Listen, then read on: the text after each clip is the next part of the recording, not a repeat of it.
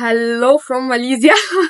في الفيديوهات اللي فاتت اتكلمنا في سلسله التكنيكال اناليسيز عن ازاي نكون بنزود من الافشنسي بتاعه التريدز بتاعتنا عن طريق ان احنا ندخل دخلات مظبوطه، نشتري في الوقت الصح ونبيع في الوقت الصح using السمارت ماني كونسبتس. اتكلمنا عن البير فاليو جاب، عن الاوردر بلوك، عن الليكويديتي، وعن الماركت ستراكشر. في الاخر خالص اتكلمنا عن ازاي نكون بنزود وبناخد كونفirmation من الماركت على الدخله دي وعلى البيع والشراء في الوقت ده، وان الترند ده فعلا هيتحقق عن طريق ان يبقى فيه فيول او انرجي في الماركت وهي الفوليوم.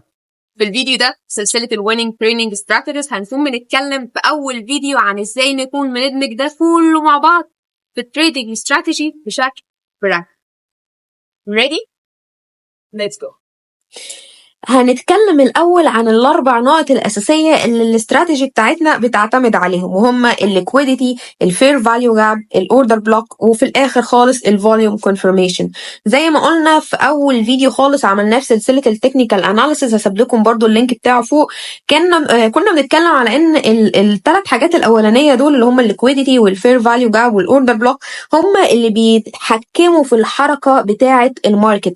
That's why هم مهمين بالنسبة لنا عشان نقدر نبقى عارفين اتجاه الترند ماشي ازاي، الماركت هيتحرك ازاي دلوقتي، هل هو اب ترند ولا داون ترند، ندخل نشتري دلوقتي ولا نستنى شويه علشان يبقى فيه كونفirmation اكتر على الدخله بتاعتنا. كمان الفوليوم كونفirmation بقى هو اللي بيتحكم في ان الترند ده او البوينت دي او اتجاه الماركت دلوقتي في الوقت ده هيتحقق فعلا ولا لا، لان زي ما قلنا هو مش بيتحكم في الماركت دايركشن، اللي بيتحكموا في الماركت دايركشن هم الثلاث حاجات الاولانيه، الليكويديتي، الفير فاليو جاب، والاوردر بلوك.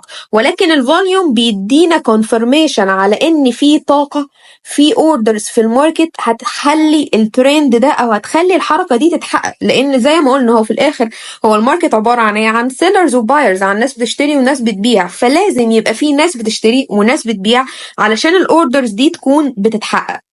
طبعا كل نقطة من الأربع نقط دول احنا عملنا فيديو منفصل عنها كنا بنتكلم عنها بالتفصيل، عشان كده هسيب لكم اللينك بتاعه فوق في كل جزء في الجزء الخاص بيه، ولكن هنعدي عليها سريعا دلوقتي علشان نعرف ازاي نكون بنستخدمها بشكل practical as a part of our strategy. أول نقطة هنتكلم عنها وهي الليكويديتي. زي ما قلنا قبل كده احنا عندنا نوعين من الليكويديتي، static liquidity و dynamic liquidity. الستاتيك ليكويديتي هي المناطق اللي بيتجمع فيها الفلوس في الماركت. يعني ايه؟ يعني انت دلوقتي دخلت حاطط مثلا داخل فيوتشر فحاطط الستوب لوس عند بوينت معينه، او داخل مثلا فاتح اوردر حتى لو سبوت تريدنج فحاطط الليميت اوردر سواء بتاع الباينج او بتاع السيلينج عند نقطه معينه. فالليكويديتي زونز من الناحيه الستاتيك هي المناطق اللي بيتجمع فيها الاوردرز دي. ليه المنطقه دي بتبقى مهمه بالنسبه لنا، او ليه اصلا الليكويديتي مهمه بالنسبه لنا؟ زي ما قلنا الليكويديتي هي اللايف بلاد بتاع الماركت، هي اللي بتتحكم في الحركه بتاعه الماركت كله، لان الماركت بيميل دايما ان هو يكون بيعمل سويبنج للليكويديتي دي. وهتلاقي دايما برضو الحته دي مهمه بالنسبه لنا، لان المانيبيوليتورز او البنوك الكبيره او الكلام ده كله دايما دايما دايما بتسعى ان هي تكون بتحرك الماركت او تدي انسايتس في اتجاه معين علشان تكون بتتحكم في الماركت وتستخدم الليكويديتي زونز دي as a part من المانيبيوليشن استراتيجي بتاعتها علشان تكون بتدخل بتشتري في البوينت دي وتعمل لك انت ليكويديشن. فلما التريدر بيجات ستوبد اوت اوف ا بوزيشن الماركت بيمتص الفلوس دي، فبالتالي بيحصل المانيبيوليشن هنا. عشان كده الليكويديتي مهمه جدا جدا جدا بالنسبه لنا. طبعا احنا عشان نكون بنحدد الليكويديتي زونز في طرق ان احنا نكون بنحددها مانيوالي، ولكن كنا قلنا برضو ازاي نقدر نكون بنحددها just using indicators practical موجوده معانا على تريدنج فيو. هتلاقوا اوريدي برضه هسيب لكم اللينك بتاع تريدنج فيو تحت في الديسكربشن، وهتلاقوا كده اتكلمنا بالتفصيل عن ايه الانديكيتورز اللي ممكن نكون بنستخدمها في الجزء بتاع الليكويديتي ومتاحه على تريدنج فيو في الفيديو الخاص بالليكويديتي. تاني نوع من الليكويديتي عندنا وهي الدايناميك ليكويديتي. احنا عندنا نوعين من الليكويديتي عندنا في الدايناميك ليكويديتي، internal liquidity واكسترنال liquidity. الانترنال liquidity والاكسترنال liquidity الاثنين الماركت بيفضل يتحرك ما بينهم، ما بين الانترنال والاكسترنال. الدايناميك ليكويديتي بتشير لايه؟ بتشير للحركه، الحاجات او الفيتشرز اللي بتتحكم في الحركه بتاعه الماركت، زي ما قلنا قبل كده مثلا زي الفير فاليو جابس، لان في الغالب بنسبه كبيره مش زي الليكويديتي ولكن بنسبه كبيره برضو الماركت بيميل دايما ان هو يكون بيرجع تاني للنقطه بتاعه الفير فاليو جاب، لان زي ما قلنا هي بتبقى فجوه موجوده في الماركت حصلت نتيجه ان السعر اتحرك بحركه اكبر من المومنتم اللي هو متعود عليها، فبالتالي بنسبة كبيرة بيميل ان هو يكون بيحقق او بيرجع تاني للفير فاليو جابس دي. وزي ما قلنا قبل كده وهنتكلم برضو عن النقطة دي دلوقتي، ان الفير فاليو جاب مش كلها ممكن لازم تكون الماركت بيرجع لها، ولكن احنا لما بنيجي نتريد مثلا او ندخل تريد ففي الغالب بنختار الفير فاليو جاب نمبر 1 او نمبر 2 ماكسيمم، هي دي اللي بيبقى شوية عندنا نسبة كونفirmation ان هي ان شاء الله هتكون بتتحقق. وبرضو من امثلة الفير فاليو جابس من امثلة الدايناميك ليكويديتي السبورت اند ريزيستنس ليفلز اللي هم الاوردر بلوك بتاعنا. فالماركت دايما بيميل ان هو يكون بيتحرك ما بين التو بارتس بتوع الانترنال واكسترنال ليكويديتي زي الفير فاليو جاب والاوردر بلوكس علشان يكون بيعمل stabilization او يبقى مستقر اكتر. يبقى الليكويديتي مهمة بالنسبة لنا علشان نقدر نعرف المناطق اللي بيتجمع فيها الفلوس في الماركت، ونقدر كمان نعرف الأماكن اللي ممكن يكون بيحصل فيها manipulation أو تلاعب، وزي ما قلنا هي تعتبر اللايف بلاد بتاعة الماركت بتاعنا. تاني حاجة هنتكلم عنها أو تاني بارت في الاستراتيجي بتاعتنا وهي الفير فاليو جاب، الفجوات اللي بتحصل في الماركت لو عايزين نستخدمها بشكل عملي بدون الدخول في تفاصيل نظرية، لأن احنا عملنا كذا فيديو اتكلمنا فيه عن الفير فاليو جاب هتلاقوه في السلسلة بتاعة التكنيكال اناليسيز، وبرضه هسيب لكم اللينك بتاعه فوق. احنا في الفير فاليو جاب نقدر نكون بنستخدمها او بنطبقها على الاستراتيجي بتاعتنا through two ways، الهاير تايم فريم واللور تايم فريم. هنستخدم الهاير تايم فريم او التايم فريمز الكبيره علشان نكون بنعمل 3 حاجات، وفي الاخر خالص نكون بنعرف الفير فاليو جاب بتاعتنا، نكون بنحدد اتجاه الماركت، نكون بنعرف الكي ليفلز، نكون بنعرف الاماكن اللي فيها الليكويديتي، وفي الاخر خالص نبص على الفير فاليو جاب. وعلشان ناخد او نستخدم الفير فاليو جاب بشكل عملي هنكون بننزل شويه لللور تايم فريمز. طيب التايم فريمز الكبيره والصغيره دي نقدر نكون بنقسمها ازاي؟ لو احنا هنبص على تايم فريم عالي مثلا ال4 ساعات، يبقى قصاده هنكون بنستخدم التايم فريم الصغير ال15 دقيقه. لو التايم فريم الكبير بتاعنا 1 اور يبقى قصاده التايم فريم الصغير 5 دقايق او 5 minutes. لو هنستخدم التايم فريم بتاع ال 15 minute يبقى هنستخدم قصاده ال 1 minute. انا بفضل بصراحه ان انا ابص على عشان احدد اتجاه الماركت دايركشن، ان انا ببص على في الهاير تايم فريم ببص على ال 1 day وببص على ال 4 hours وال 1 hour، وفي اللور تايم فريم بتاعي بتحرك ب 15 minute و 5 minutes. في ناس تانية وببص برضه على ال 1 minute، ولكن في ناس تانية مثلا ممكن تكون بتفضل ان هي تشتغل على حاجات طويله شويه فلازم بالنسبه لها مثلا بيبقى 1 اور. في ناس تانية بتحب ال 15 minute، على حسب انت اللي حابب تكون بتتحرك ازاي والتايم مانجمنت بتاعك في التريدنج انهي تريدنج ستايل بالظبط. تاني حاجة بنستخدم فيها الهاير تايم فريمز واحنا بنحدد الفير فاليو جاب او الفير فاليو جاب مهمة بالنسبة لنا في الحتة دي، هي ان احنا نكون بنعرف زي ما قلنا الاوردر بلوكس، الاماكن اللي فيها الباينج والسيلينج، الاماكن اللي فيها السبلاي اند ديماند، اللي فيها الاوردرز بتاعة الشراء والاوردرز بتاعة البيع. لان دايما دايما دايما وهنتكلم عن ده في النقطة اللي جاية بتاعة الاوردر بلوك، الفاليد اوردر بلوك بالنسبة لنا لازم بيكون حصل فيه ليكويديتي سويب. زي ما احنا شايفين مثلا هنا الشمعة دي لو الاوردر بلوك بتاعنا هو فاليد اوردر بلوك دايما هيبقى فيه شمعة زي كده وجنبيها شمعة تانية ريفرسال، معناها ان حصل ليكويديتي سويب، ان الماركت خلاص عدى على النقطة بتاعة الليكويديتي وبعد كده راح طالع في يعني متحرك في الاتجاه التاني، مثلا عامل تشينج اوف كاركتر او بريك اوف ستراكشر على حسب الاتجاه بتاع الماركت هو اب ترند ولا داون ترند. عشان كده بالنسبة لنا حتة الكي ليفلز دي مهمة علشان نعرف الباي سايد ليكويديتي والسيل سايد ليكويديتي، نعرف اماكن الدعم والمقاومة بتاعتنا. تالت جزء خالص وهو اللي قلنا عليه طبعا الليكويديتي. زي ما احنا شايفين مثلا هنا ده انديكيتور بتاع انجل اي اي جي او اسمه liquidity zones. فده بيحدد لنا الليكويديتي زونز اللي موجوده في الماركت. طبعا في كذا انديكيتور براكتيكال موجود على تريدنج فيو، كنا اتكلمنا تقريبا عن 3 منهم في الفيديو بتاع الليكويديتي. تقدر تستخدم اي حاجه مناسبه ليك فيهم، الشكل المريح بالنسبه لك اكتر. وزي ما قلنا برضو تقدر تكون بتقرا الساينس بيهايند الانديكيتور ده او الكود بيهايند الانديكيتور ده، هتلاقيه دايما موجود في علامه زي بوك كده او كتاب صغير جنب الانديكيتور نفسه، ودوس عليها هيظهر لك التفاصيل بتاعه الانديكيتور بالظبط.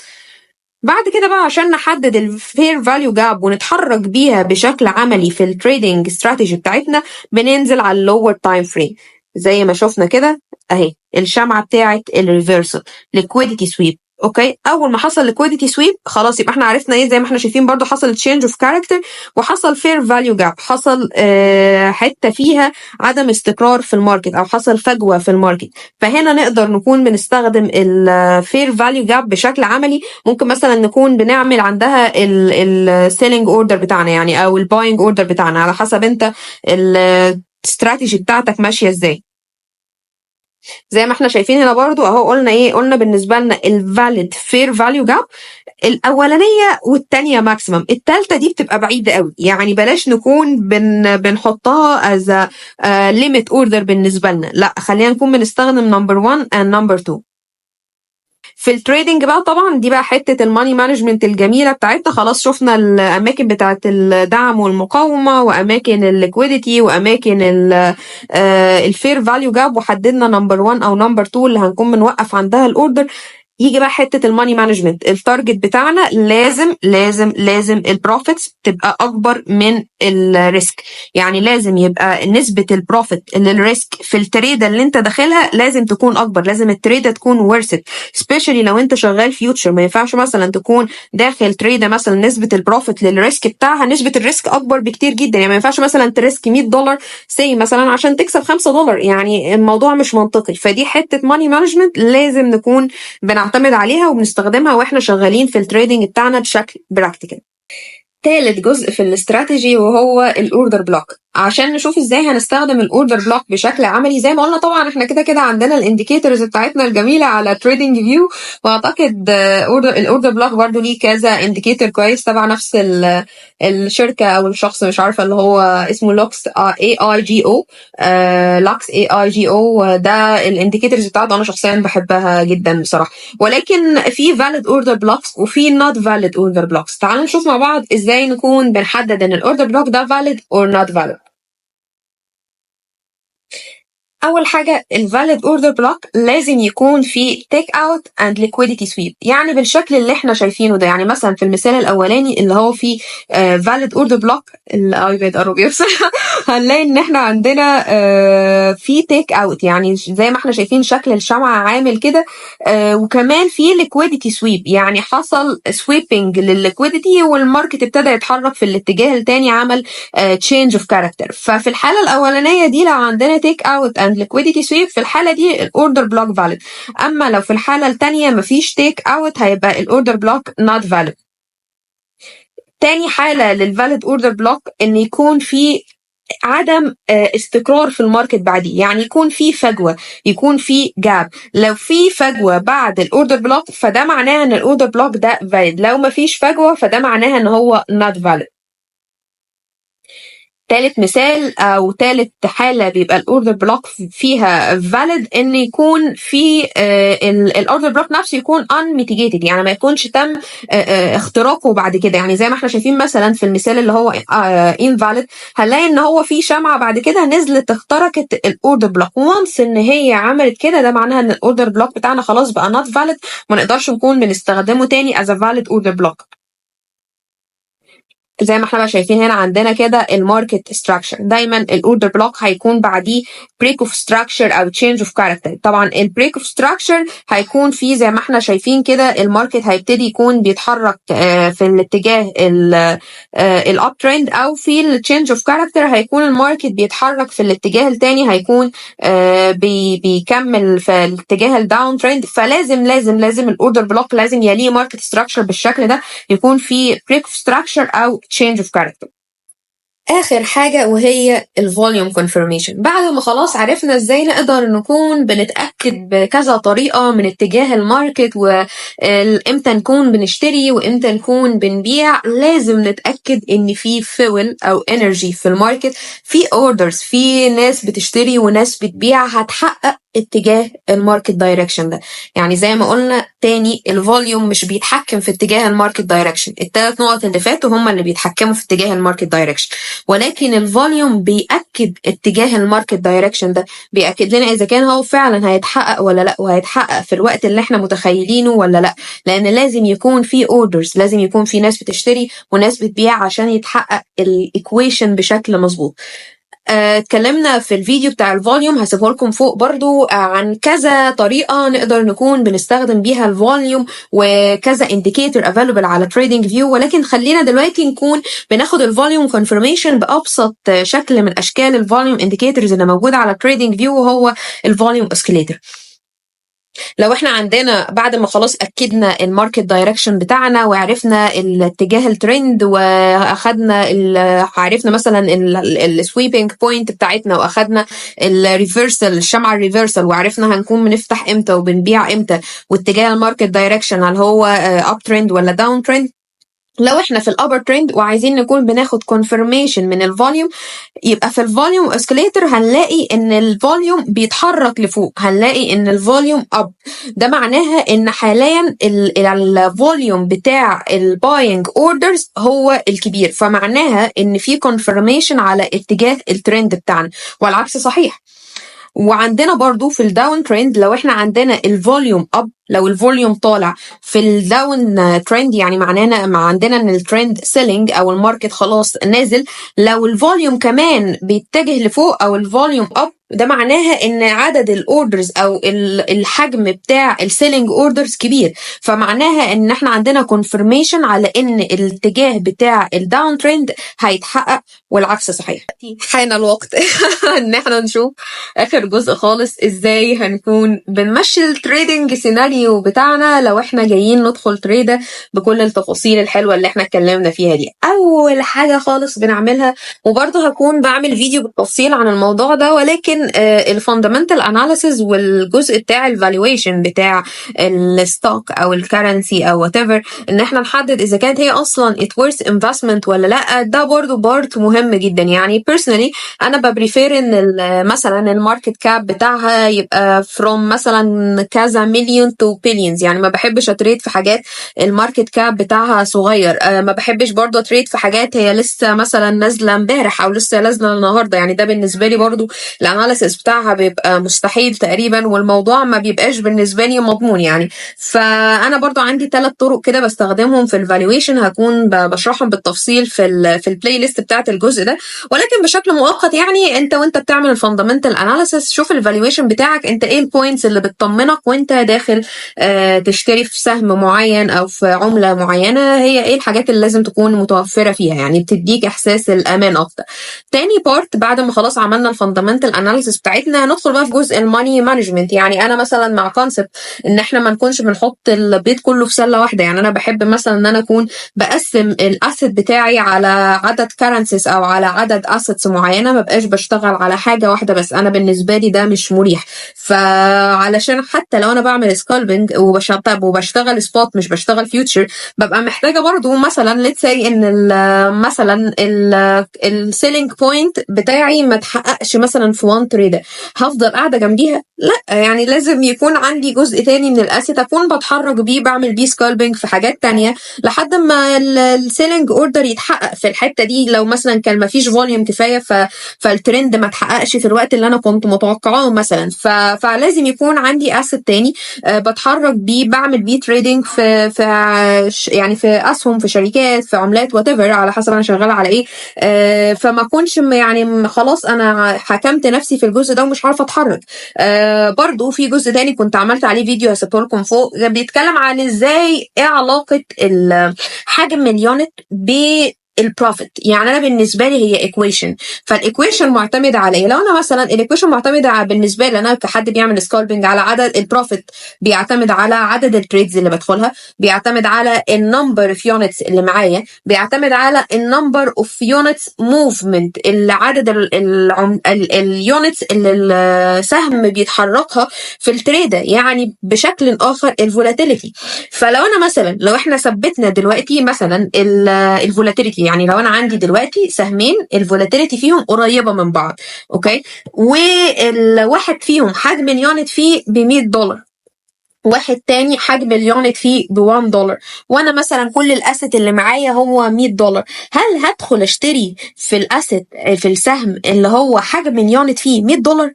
اكيد لا. يعني انا ساعتها هبقى داخله ب1 يونت، فبالتالي السهم ده حتى لو عمل بروفيتس 100%، انا جاست كسبت يعني $100. فانا بالنسبه لي لو انا كنت داخله باسيت بعدد يونتس اكبر في الكرنسي الثانيه او في الشركه الثانيه اللي هي حجم اليونت فيها $1، فانا عدد اليونتس اللي معايا هيبقى يعني ليتس سي مثلا 100 على 1 في 100، فانا داخله ب100 يونت. فلو الكرنسي دي حتى عملت يعني 10% 20%، البروفيتس بتاعتي هتبقى احسن بكتير من ان انا ابقى داخله جاست ب1 يونت. فبالتالي حجم اليونت بيرتبط بشكل مباشر بالبروفيتس بتاعتنا، عدد اليونتس اللي احنا داخلين بيها. فذاتس واي الجزء بتاع الماني مانجمنت مهم. ثالث جزء وهو الريسك مانجمنت. الريسك مانجمنت بالنسبه لي بيعتمد على كذا حاجه، ولكن بكل بساطه لو هنناقشه دلوقتي، فمثلا في عوامل كتيره بتقدر تقلل بيها من الريسك بتاعك، واحد العوامل دي مثلا احنا داخلين تريد زي ما قلنا من شويه، ما يبقاش مثلا البروفيت تو ريسك راشيو يكون مثلا نسبه الريسك اكبر بكتير جدا من البروفيت.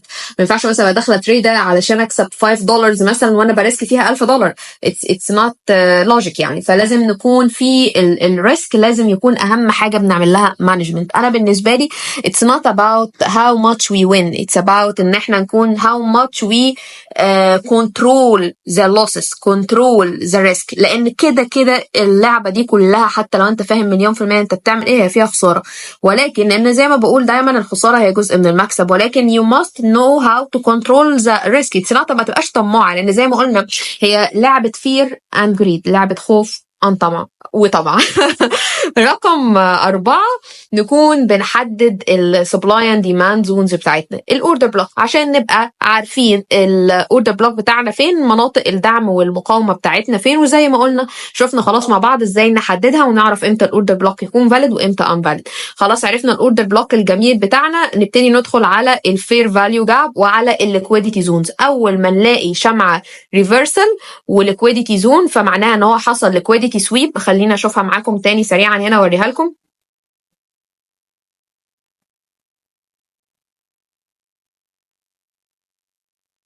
مثلا زي دي، فهنا خلاص حصل ليكويديتي سويب وفي فير فاليو جاب، فده معناها ان احنا خلاص احنا عندنا نقدر نكون بشكل مبسط عرفنا اتجاه الترند. اول ما خلاص يحصل كمان نشوف علامات في الماركت ستراكشر بتاعنا، فنشوف مثلا تشينج اوف كاركتر او بريك اوف ستراكشر، فكده يبقى 100.